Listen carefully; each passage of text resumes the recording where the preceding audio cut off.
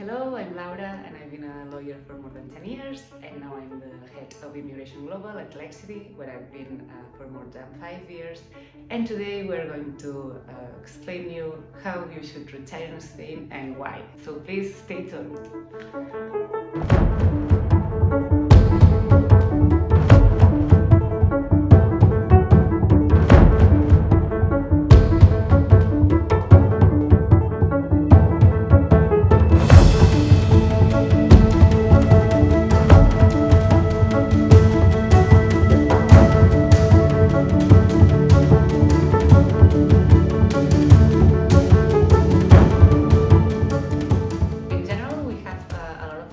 From people in their late 50s, 60s or 70s that they have been working during their whole life, and now they just want to get to have some adventures and to be able to move to a country that it's better in terms of environment, weather, food.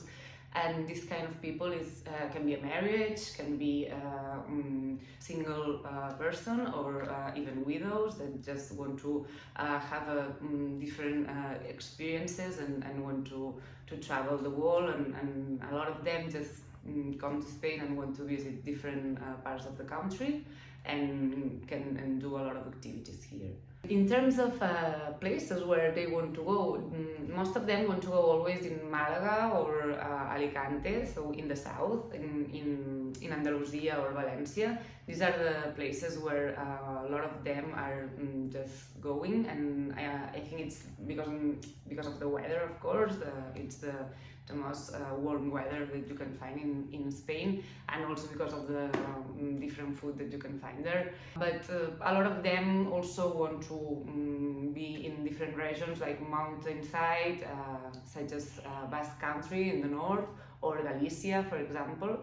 So the good thing of Spain is that you have a lot of different landscapes and regions that you can try, and a lot of activities in each one of the regions.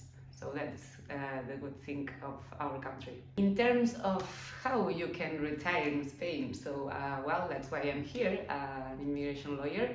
I would provide you with two different options, which would be the non-lucrative residence permit and the golden visa for investment. From my side, what I can recommend you is that if you are able to go through the golden visa investment, that would be the best option actually, because it's the faster way and it's a privileged residence permit, and you can skip the consulate part. But then in the second half of the video we can go through the requirements of each residence permit. So we will start with the non-lucrative residence permit, which is from the general law. And the main specific requirements of this residence permit is to create that you have sufficient economic means and that you are covered by health insurance in Spain. Then you need to create as well the general requirements, which are not having criminal recourse in the countries where you have resided during the last 5 years, not having any disease that prevents you from entering Spain, and the application in this case would be presented at the Spanish consulate in your country of residence. Then, going back to the specific requirements, you need to credit that you have sufficient economic means, which would be around 28,800 euros per year for the main applicant, and around 7,000 euros per each accompanying family member, in case of accompanying family members. And then for the health insurance, you will need a private health insurance that is operated by an agency authorized to operate in Spain. Then here the application is presented at the consulate, as mentioned, and the consulate has 3 months to resolve the application. In case of an approval, you get a national visa stamped on your passport for a duration of 90 days, in which you need to enter Spain, register with the town hall in an address in Spain, and then obtain your physical card, which will be valid initially for 1 year. So this permit is initially valid for 1 year and is renewable for a period of 2 years, as long as you can accredit that you have sufficient economic means and health insurance. Then the second option, which is the one that I would recommend, is the golden visa investment. And in this case, the lowest amount to invest would be 500,000 euros in Spanish real estate, And in case you can travel to Spain as a tourist, you would be able to apply for the golden visa for 3 years directly from Spain, which is what I would recommend, skipping the part of the consulate, because each consulate can have their own criteria. And applying for the golden visa from Spain would provide you with a residence and work permit, which you would not need because you're retiring here in case of retirement. But you would receive a residence permit for 3 years initially, and then you would be able to renew that residence permit for a period of 5 years in case of investment. And the only thing to be able to renew the residence permit would be to maintain the investment, okay, and as well as the non-lucrative residence permit. Here you would also need to accredit that you will have sufficient economic means to maintain yourself in Spain, that you will be covered by health insurance, and as well that you will be able to maintain your family members here in Spain, apart from having the money for the investment and having made the investment. The application is submitted online, and the good thing here is that the Spanish administration has 20 working days to resolve the application. That's why it's the privilege residence permit, because it's faster than the other one. And it's the one that will be smoothest. And also for the golden visa, you also need to agree that you don't have criminal recourse. But in this case, the good thing is that applying from Spain, you only need to accredit that you have a criminal recourse in the countries where you have resided in the last 2 years. And then you will only need to present as your declaration stating that you don't have criminal recourse where you have resided during the last 5 years. This is a new thing from the new law that was issued recently. Also, it's important to know that with the non-lucrative residence permit, you will most probably become a tax resident in Spain, because you become a tax resident in Spain once you have been in Spain for at least 183 days in the natural year, so from January 1st until December 31st. And in order to maintain the non-lucrative residence permit, you cannot leave the country for more than 6 months per year. So it's a little bit tricky to try not to become a tax resident in Spain on the non-lucrative residence permit. But in case of the golden visa, since in order to renew it, you only need to be in Spain once during the validity of the permit, it's possible to maintain the residence permit and not become a tax resident in Spain. Now that I'm talking about this, it is true that we have a lot of requests of these foreigners that want to retire in Spain about the tax implications of their move. No? What I can tell you now is that, of course, when they become tax residents in Spain, they will need to pay for their worldwide income here in Spain. But that's why we have why Spain signed bilateral agreements with other countries like the US in order for these people to avoid having to be double taxed.